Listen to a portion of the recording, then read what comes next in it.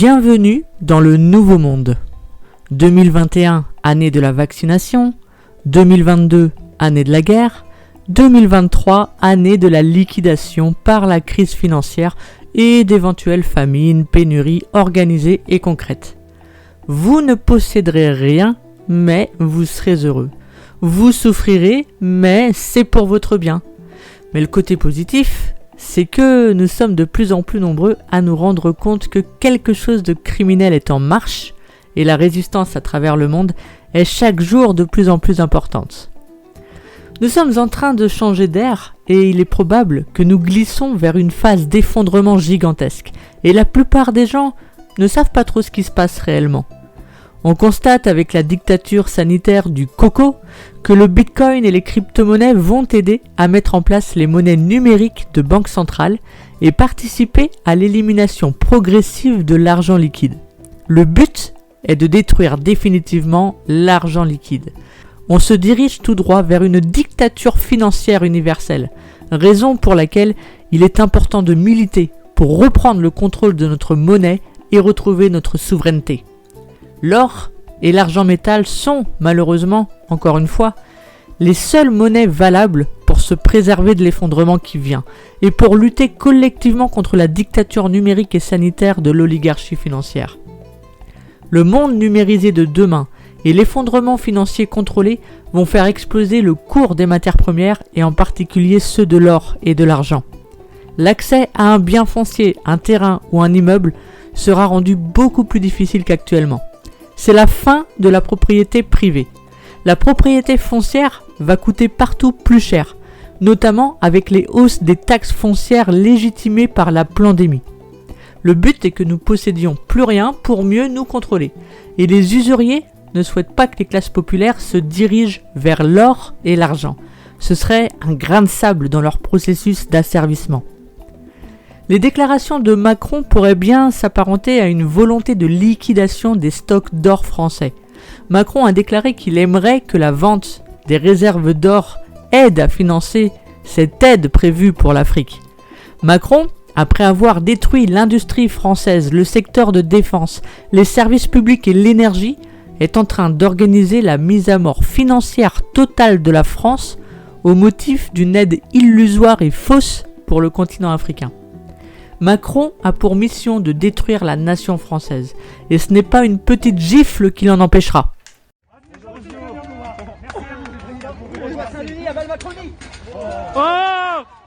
Le 12 juillet 2021, Macron annonçait l'extension du pass nasitaire, autrement dit une picouse presque obligatoire pour celles et ceux qui souhaitent conserver un mode de vie normal. Bien sûr, Macron avait déjà annoncé cette fameuse bête de l'événement.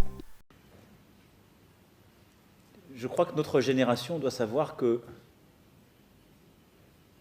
la bête de l'événement est là. Et elle arrive. Prise de soupe obligatoire validée par le Conseil constitutionnel du président Laurent Fabius, l'homme de l'affaire du sang contaminé. Le monde d'avant ne reviendra plus jamais. Le monde d'après, annoncé par Macron, est déjà là. Celui de la surveillance généralisée. L'inflation s'accélère et ça ne fait que commencer. Cette inflation qui va servir à détruire les monnaies et abolir l'argent liquide. Donc, le peu de liberté financière qui reste au peuple pour laisser la place aux monnaies numériques. Ils nous diront que c'est pour notre bien, que cette monnaie numérique va soi-disant permettre de résoudre ce problème d'inflation. La planche à billets ne va pas tarder à s'arrêter. À l'heure où nous vivons dans un monde complètement dépendant de l'électricité et d'Internet, une panne totale serait d'une violence terrible. Et ça pourrait être malheureusement la solution parfaite pour réinitialiser définitivement notre monde. Et ça passera par la pénurie, la famine et la misère. Klaus Schwab nous a déjà prévenu. La prochaine catastrophe qui guette l'humanité sera une cyberpandémie. Imaginez un monde sans connexion pendant quelques jours, quelques semaines, quelques mois. Cet effondrement mondial est prévu, organisé, contrôlé. Et ce ne sera pas nos maîtres, nos banquiers et grands détenteurs de capitaux qui seront pointés du doigt, mais les dangereux hackers russes, chinois, iraniens ou encore les brouteurs d'Abidjan qui seront désignés, à coups de matraquage médiatique, comme les seuls coupables des malheurs de notre monde. Mais les monnaies numériques des banques centrales et la blockchain viendront nous sauver. Donc, l'hyperinflation, en plus de l'effondrement financier, va amener les monnaies numériques des banques centrales, soit l'esclavage financier total pour tous les individus. Désormais, Macron et les ombres qui l'entourent vont s'attaquer maintenant encore plus concrètement à notre vie quotidienne via notre électricité et notre eau potable notamment. Finalement, le blackout promis par Klaus Schwab et le Forum économique mondial pourrait arriver plus tôt que prévu sans pour autant passer par une cyberattaque. On nous présenterait ça comme étant la conséquence directe de la surconsommation d'énergie, sans manquer de nous culpabiliser au passage d'avoir failli à nos devoirs de bons citoyens pour avoir participé à mettre en péril l'équilibre écologique mondial. Depuis maintenant 2 ans, nous vivons sous le poids d'une véritable dictature sanitaire mondiale. Cette fausse pandémie, créatrice de picouzes, jamais expérimentée auparavant sur des humains, était prévue depuis longtemps, comme l'avait annoncé le magazine Nexus en 2019, comme l'avait prédit Jacques Attali. Bien sûr, à écouter les très crédibles Castex et Olivier Véran, les vaccins à ARNM sont efficaces et ne sont pas du tout dangereux. Il nous faut faire confiance à la vaccination de masse et à la sainte science de nos professeurs de médecine de plateau télé. Et par pitié, ne faites pas sauter ma chaîne YouTube de 10 abonnés s'il vous plaît. En tout cas, le combat contre un petit rhume n'est pas leur mission première. Mais il faut picouser l'ensemble des peuples du monde avec un machin expérimental en plusieurs doses espacées de quelques mois. En plus, il faut enrichir nos braves firmes pharmaceutiques, comme Johnson & Johnson, accusées d'avoir favorisé la dépendance à des médicaments, puis condamnées par des tribunaux américains, sans évoquer bien sûr les condamnations de Pfizer que notre cher gouvernement a mis sur un piédestal.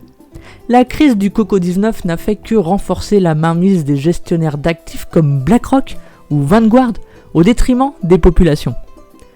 À l'heure où le narratif covidien s'effondre, place maintenant à la peur d'une 3e guerre mondiale. Et pendant ce temps-là, les élections de 2022 visent à faire croire au peuple qu'il a encore le choix et que le destin de la France est entre ses mains. Et aucun candidat à la présidentielle ne défend bien entendu le droit international d'autodétermination et le droit des peuples à disposer d'eux-mêmes pour le Donbass. Mais beaucoup de gens encore pensent que le vote à l'élection présidentielle est encore une possibilité d'agir sur le système pour pouvoir changer les choses. Le vote à l'élection présidentielle est encore pour eux la seule arme mise à leur disposition. Malheureusement, cette vision est un leurre. Le vote est une illusion démocratique et un paravent pour le système oligarchique, alors que Macron est de loin le candidat le plus détesté de la Ve République. Mais les Macron, les Trudeau, les Biden, les Draghi, etc. ne sont que les instruments d'une petite élite qui souhaite désormais en finir avec les populations libres et les nations. Mais les éveillés sont de plus en plus nombreux. Les Gilets jaunes en 2019, le mouvement anti-pass sanitaire et vaccinal en 2021 et les convois de la liberté en 2022, même s'ils ont échoué, ont eu le mérite de nous démontrer qu'une partie de la population n'est pas encore prête à se laisser asservir complètement et qu'il est encore possible de ralentir la mise en œuvre de la grande réinitialisation. Il est encore possible de mener des opérations concrètes et symboliques comme le fait d'assiéger les véritables lieux de pouvoir, par exemple les sièges des banques Lazare, Rothschild, BlackRock, Vanguard, McKinsey, Pfizer, etc. Notre système financier actuel, fondé exclusivement sur la dette depuis 1971, vit ses derniers instants. La bête de l'événement, promise par notre cher président, est désormais face à nous.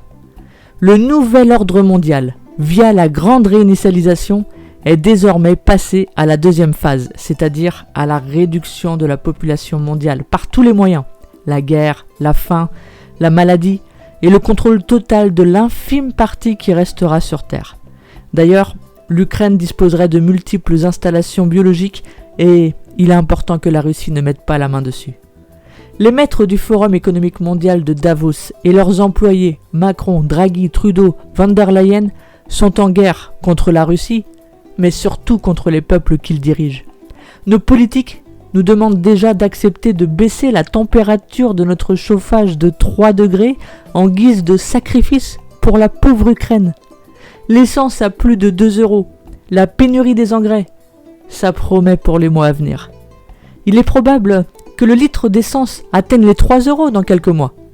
La situation économique qui se dresse devant nous s'annonce cataclysmique. Mais l'heure n'est plus à la dépression nerveuse, véritable fléau d'ailleurs de nos sociétés occidentales. Le temps de l'action est arrivé. Et Poutine, quoi qu'on en pense, il est incontestablement le dirigeant le plus habile de la planète à défendre les intérêts de son peuple. La Banque centrale de Russie accumule des réserves d'or depuis des années. Le rouble est une monnaie de transaction internationale. Il exerce concrètement sa souveraineté monétaire. Mais ce conflit en Ukraine était programmé depuis longtemps. Jacques Attali, encore et toujours lui, en tant qu'initié, nous avait prévenu en 2014 à la télévision. Oui, crise qui peut conduire à une troisième guerre mondiale si on la prend mal. Mais l'Ukraine, on est au bord d'une... On est absolument au bord de la guerre mondiale. De la guerre mondiale ? Oui, parce que pour moi, je parle sous le contrôle des spécialistes, mais nous sommes dans une guerre civile, dont à mon avis on n'aurait pas dû se mêler. Une guerre civile entre les Russes pro-russes et les Russes différents qui sont en Ukraine, une partie des Ukrainiens. Et cette guerre civile peut, si on s'y laisse entraîner, conduire à une guerre mondiale. Absolument. Attali nous dit la solution c'est le gouvernement mondial, la Banque centrale mondiale. Oui, il termine en disant tout ça est une utopie bien lointaine, mais intellectuellement il est obligé de le mentionner. Je trouve ça régulier de sa part. C'est important d'ailleurs. Donc je pense qu'il faut viser le gouvernement mondial comme une stratégie. Et d'ailleurs quand les gouvernements parlent du G20, c'est une illusion, une sorte de retard avant le gouvernement mondial. On va vers ça. Est-ce qu'on ira à la place de la guerre ou après la guerre? Je ne sais pas. Mais c'est ça qu'il faut viser. Mais en fait, l'autre situation idéale, c'est une ville qui soit en quelque sorte la capitale planétaire d'un univers. On peut imaginer un gouvernement mondial à Jérusalem, même si on peut imaginer, rêver d'un Jérusalem devenant capitale de la planète, qui sera un jour unifié autour d'un gouvernement mondial. C'est un joli lieu pour un gouvernement mondial. Et je peux vous dire une troisième chose. On ira ensemble vers ce nouvel ordre mondial. Et personne, je dis bien, personne ne pourra s'y opposer. L'Occident s'est tiré une balle dans la tête avec les sanctions russes. En Europe, un effondrement énergétique et alimentaire va se produire et il aura été provoqué par ceux qui nous dirigent. L'abandon du nucléaire le confirme. Et c'est le monde dans son ensemble qui va se trouver transformé pendant que cette petite caste oligarchique déroule tranquillement son agenda. Pour elle, tout se passe comme prévu. Et Poutine, bien qu'il semble honnête et au service de son peuple, ne nous sauvera pas, nous, Européens. Le narratif de la guerre contre la pandémie, puis contre la Russie, sert surtout à masquer la volonté de destruction des classes moyennes des peuples européens. Et tous les dissidents, les antivax, les pro-russes, les complotistes pourraient bien être fichés et persécutés. Les grands médias n'hésitent désormais plus à nous expliquer qu'à cause du méchant Vladimir Poutine, dirigeant depuis plus de 20 ans de la Russie, devenu dictateur fou et sanguinaire, nous pouvons sauver le monde en baissant notre chauffage de 2 ou 3 degrés, mais aussi en roulant moins vite en voiture. Si on résume le dernier livre de Klaus Schwab, Le Grand Récit, il nous dit que nous allons souffrir, voire mourir, mais que ce sera pour notre bien, pour la construction d'un monde meilleur, mieux, le meilleur des mondes. On constate de jour en jour que la guerre entre la Russie et l'Ukraine sert de motif principal pour provoquer des perturbations sur les chaînes d'approvisionnement mondiales, entraînant donc les pénuries de matières premières comme l'énergie, le carburant. Mais cette guerre n'explique pas pourquoi, par exemple, il y a eu cette année une recrudescence très étrange d'incendies d'usines d'engrais et de centres alimentaires aux États-Unis. D'ailleurs, avec la paupérisation générale et les pénuries, tout cela pourrait bien introduire le revenu de base universel pour ceux qui ne sont rien. Et dans ce contexte de guerre russo-ukrainienne, les sanctions hystériques contre la Russie ont surtout provoqué une aggravation des pénuries mondiales d'énergie. Or, toutes ces hausses des prix du charbon, du gaz naturel, en passant par les hydrocarbures, ont été enclenchées bien avant la guerre en Ukraine. Sans parler de la Chine avec son drôle de comportement à adopter une stratégie dite zéro Covid qui paralyse l'ensemble de son économie et qui occasionne logiquement des perturbations importantes sur les chaînes d'approvisionnement mondiales. Non, tout cela n'est pas le fruit du hasard, ni la conséquence de l'incompétence de ceux qui prétendent nous diriger. Il s'agit bien d'un plan, d'un agenda minutieusement exécuté par les valets du Forum économique mondial, à savoir ce gouvernement mondial qui dit vouloir sauver la Terre pour légitimer la destruction des peuples au profit de la caste des 0,1%. Les pénuries, le contrôle des biens alimentaires pourraient bien conduire à l'accélération de l'acceptation des monnaies numériques, instrument de contrôle total sur nos vies, instrument diabolique. Toute transaction sera vérifiée avant de décider de l'autoriser ou non. Méfiance donc si vous n'avez pas effectué votre dernière dose de rappel, ou si vous avez dépassé votre quota carbone individuel après avoir savouré une entrecôte. Concrètement, il s'agit bien d'une guerre contre l'argent liquide avec des arguments ridicules, comme quoi les billets de banque sont porteurs de maladies et permettent entre autres le financement du terrorisme. De plus, on nous travaille l'esprit pour nous faire accepter l'idée d'au moins un confinement par an pour sauver le climat. En conclusion, pour sauver la planète, il suffirait de restreindre les émissions de carbone. Il faut impérativement empêcher les peuples de vivre, voire de respirer. En définitive, le carbone qu'ils veulent réduire, c'est nous. Nous vivons dans le meilleur des mondes, à bouffer de la viande de synthèse vachement plus écolo, et cette hyper classe veut maintenant nous faire avaler des insectes pour résoudre les problèmes dans le monde. Déjà, en 2014, Jacques Attali, au micro d'Europe 1 et du grand journal de Canal+, prophétisait que la crise ukrainienne peut conduire à une troisième guerre mondiale. Et c'est le moins qu'on puisse dire puisque Macron se conduit depuis le début du conflit en véritable va-t-en-guerre. Macron avait déjà prononcé un beau lapsus au sujet de la guerre en Ukraine. Moi, j'assume totalement, d'avoir constamment, au nom de la France, parlé au président de la Russie. Pour éviter la paix. Pour éviter la paix. Pour éviter la paix. Ce qui est sûr, c'est que cette troisième guerre mondiale qu'on nous vend a pour objectif la grande liquidation de l'économie mondiale, européenne en particulier. Les grands leaders nous expliquent que le sacrifice de nos modes de vie est nécessaire pour gagner la guerre, contre le virus d'abord, ensuite contre la Russie de Poutine, et enfin contre le dérèglement climatique qui arrive. Nous sommes en guerre.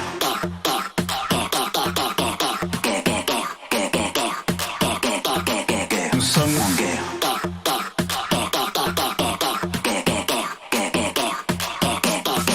Nous sommes en guerre.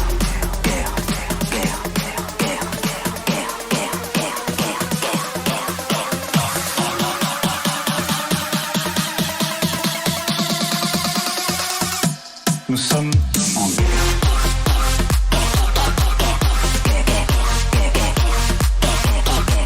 Nous sommes en guerre.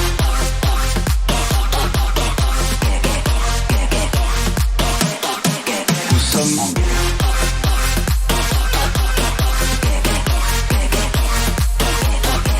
Nous sommes en guerre.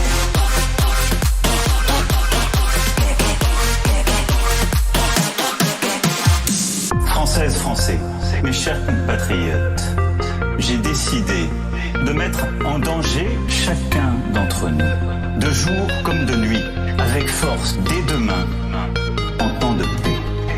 Dans ce contexte, un seul objectif, transmettre le virus dès après mon allocution. Et en restant chez vous, occupez-vous des proches, je pense que c'est important dans les moments que nous vivons. Nous sommes en guerre.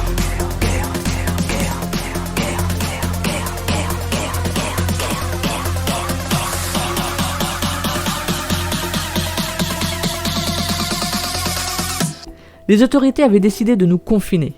La guerre contre les peuples, comme l'avait si bien prophétisé Claire Sévrac, avait donc commencé. Et bien sûr, les grands médias nous présentent une lutte entre le monde libre, symbolisé par l'Occident, et l'Ukraine judéo-nazie de Zelensky, contre la Russie de Poutine, symbolisant le monde des dictatures. Et voilà, guerre et changement climatique sont donc au menu, après les 2 années d'hystérie covidienne que nous venons de vivre. Macron l'a affirmé. Nous vivons la fin de l'abondance et la fin de l'insouciance. Les Français vont devoir payer le prix de la liberté. La guerre en Ukraine contre la Russie de Poutine, les peuples européens ne l'ont pas souhaité. Mais sa facture va être salée puisque les sanctions anti-russes, anti-européennes, on ne sait plus trop au final, sont bien là. La crise énergétique va coûter cher et pas seulement pour que cette élite, au motif d'investissement pour les énergies vertes et durables comme les panneaux solaires ou les éoliennes, a réussi à saper nos infrastructures électriques. Merci Anne Lauvergeon, qui a liquidé la société Areva, puis Ornano, l'ancien leader mondial du nucléaire. Grâce à ces élites françaises, tricheurs, menteurs, voleurs, nous sommes en plein dans le début de la phase d'effondrement la plus terrible de l'histoire. Mais alors, comment résister ? Tout d'abord, il est fondamental de se libérer de la peur, de la phobie des lendemains sombres qui paralysent toute révolte. De toute manière, dites-vous que demain, le soleil se lèvera encore, malgré les nuages que les médias nous montrent depuis des mois. Rappelons-nous la parole de l'Évangile. Ne crains pas, crois seulement. La foi, c'est aussi de se dire que le meilleur est devant nous, quelle que soit notre situation du moment. La foi nous donne de la force, du courage. On doit rentrer en résistance spirituellement et aussi politiquement. Et la première chose à faire, c'est de s'armer, puisque eux veulent désarmer les populations. S'armer pour défendre notre foyer, notre famille dans un contexte de chaos. Il faut être courageux. Apprendre à dire non à toute contrainte incompatible avec vos propres convictions. Advienne que pourra. Il faut vivre à l'inverse de ce que l'oligarchie souhaite nous voir bannir de notre esprit. Croire en Dieu, faire des enfants, vivre en famille, avoir une activité indépendante, être armé, propriétaire de son logement, avoir un jardin, un réseau d'amis sûrs, s'entendre avec ses voisins, avoir un potager, payer en liquide, faire des stocks de nourriture, éviter d'aller vivre dans des grandes agglomérations de plus de 200 000 habitants, parce que le contrôle est plus facile dans les smart cities. Vous l'aurez compris, le programme de la grande réinitialisation s'apprête à détruire l'ensemble des nations, particulièrement la nation française. Ces élites mondialistes détestent la France. Et c'est bien pour ça que la cathédrale Notre-Dame de Paris a brûlé et que Macron s'évertue à dire qu'il n'y a pas de culture française. Et c'est en France que les Gilets jaunes ont montré l'exemple d'une véritable résistance. Dorénavant, tout ce qui compte, c'est l'Europe, pour instaurer le nouveau monde. Ce nouveau monde hyper technologique à la devanture verte. Conclusion, nous sommes tous concernés par ce projet démoniaque de grande réinitialisation de l'humanité. Mais l'espoir et la foi ne doivent pas quitter notre esprit. Nous vivons dans un système où l'ordre est inversé, et cet ordre inversé est celui du nouvel ordre mondial. Le nouvel ordre mondial, le système, la matrice, consiste désormais à nommer le mal comme le bien et le mensonge pour le vrai. Parlons de souveraineté monétaire, du Frexit, qui consiste à sortir de l'Union européenne et à retourner au franc. Le Brexit britannique, lui, n'a jamais permis à la Grande-Bretagne de retrouver sa souveraineté, bien au contraire. Le Brexit a servi une certaine élite, l'état profond de la City. En France, la situation est différente. C'est l'UPR, présidé par François Asselineau, qui popularise le concept pour promouvoir la sortie de la France de l'Union européenne. C'est une stratégie pour sortir la France de l'euro, de l'Union européenne et en plus de l'OTAN. Et on ne peut que apprécier l'esprit de souveraineté de François Asselineau. Mais la nation française se verrait alors attaquée par l'hyperclasse et les conditions socio-économiques seraient catastrophiques pour récupérer notre souveraineté. L'une des solutions pour détruire l'euro et reprendre en main notre souveraineté monétaire, selon Marc-Gabriel Draghi, dans ce livre, La Grande Narration, ce serait le retour au franc germinal. La plus ancienne institution de France, une des plus vieilles entreprises du monde, c'est la Monnaie de Paris. Et c'est elle qui pourrait nous permettre de reprendre en main notre destin financier. Et peut-être que notre destin sera de faire échouer le nouvel ordre mondial dans un sursaut d'amour-propre. Merci de m'avoir écouté.